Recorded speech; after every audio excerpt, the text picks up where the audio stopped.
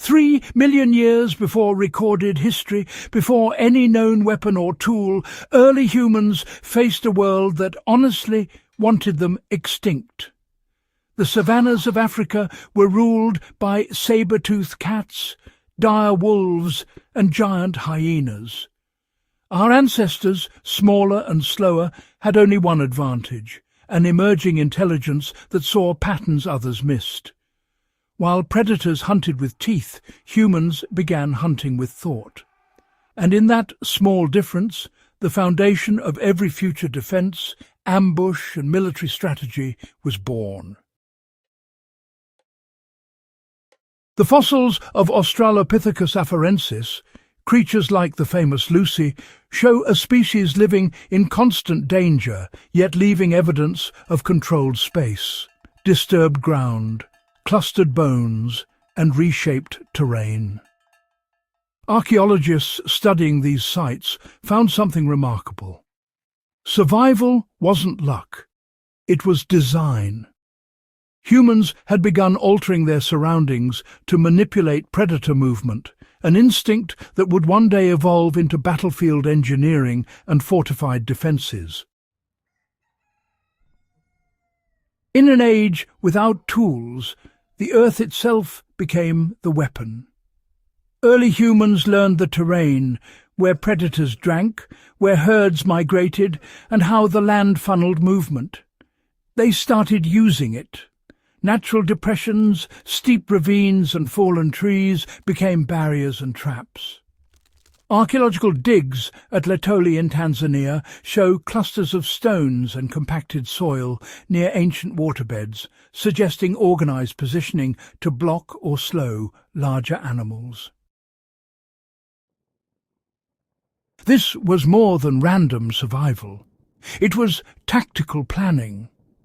The same principles used by early humans to direct predators away from sleeping sites are echoed in the defence systems of later civilizations. The Roman vallum, the medieval moat, even the trenches of World War I, all owe their logic to those first moments when humankind realized the ground could serve as armor. For anyone studying fortifications or field defence, it's clear mastery of terrain began long before recorded war.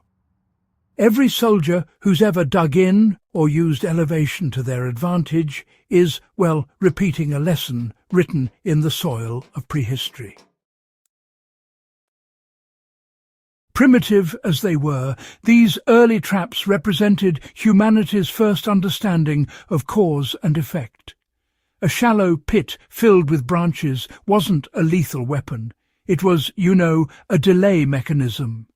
A line of thorn bushes didn't kill. It redirected. The goal wasn't confrontation. It was control. In modern terms, these were passive defence systems.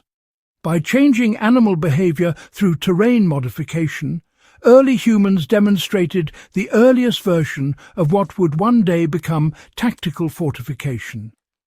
From the zigzag trenches of Verdun to modern blast barriers, the logic remains the same: direct force through predictable channels and survive by design, not strength.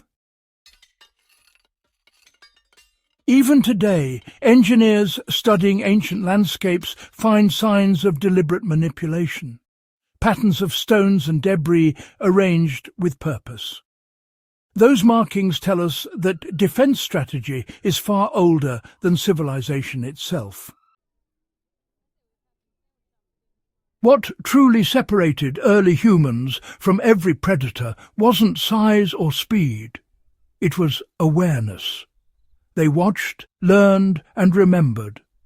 Observation became a survival weapon, the same tool that would later define reconnaissance and scouting. By noting when predators hunted, where they moved, and how they responded to light or smell, humans developed predictive thinking. A rustle in dry grass wasn't random, it meant movement. The direction of wind mattered. because scent carried with it both risk and opportunity. This analytical awareness turned primitive survival into strategy. For the modern soldier or survivalist, that instinct lives on, you know.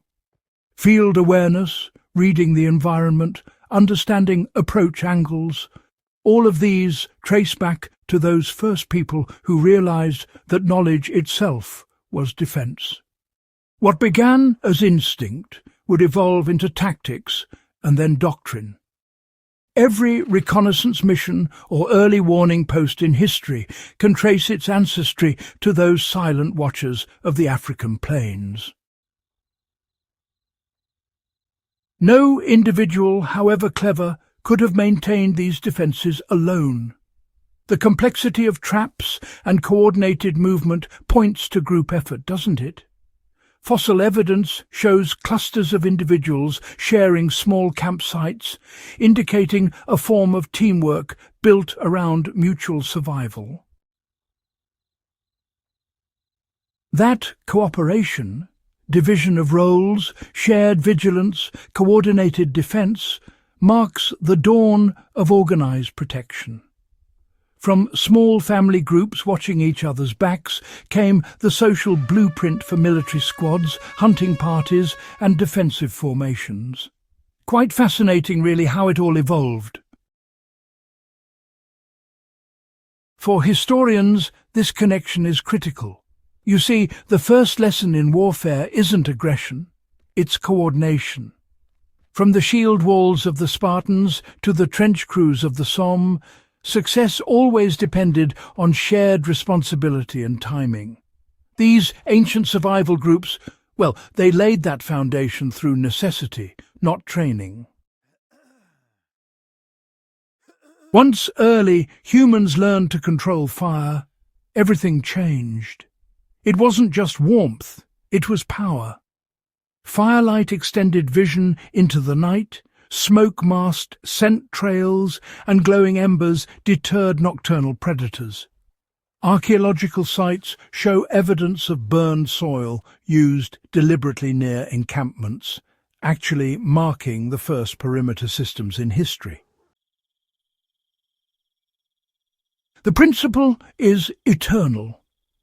Visibility, deterrence, and control of space through light and heat. Fire was humanity's first perimeter alarm and defensive beacon. Later, civilizations would use the same concept: torches, signal fires, searchlights, each a descendant of that primal instinct to claim the night through flame. You know, modern parallels are easy to see. Even basic survivalists still use controlled fires to ward off animals, dry gear, or signal rescue, all extensions of the ancient realization that flame equals dominance. From shallow pits and thorn barricades to medieval walls and modern bunkers, human defense has always followed the same pattern study: adapt, control, and outlast. Those early hunters who reshaped their surroundings laid the groundwork for every strategic defense that followed. Their lessons endure because they're universal. Whether you're studying the fortifications of Masada, the trench systems of the world wars, or even modern home defense strategies, the core remains unchanged. Protection begins with understanding your environment. That is the real story of our species, not how we conquered, but how we survived long enough to learn how to conquer. From the first traps on the African plains to the fortress walls that shaped empires, defense has always been a story of adaptation. Echoes of valor exists to uncover these timeless lessons, the ingenuity, the endurance, and the strategies that shape civilization itself. If you value history not as a record, but as a manual for survival, subscribe to Echoes of Valor. Share this story with fellow enthusiasts and keep the legacy of human resilience alive through every generation that follows.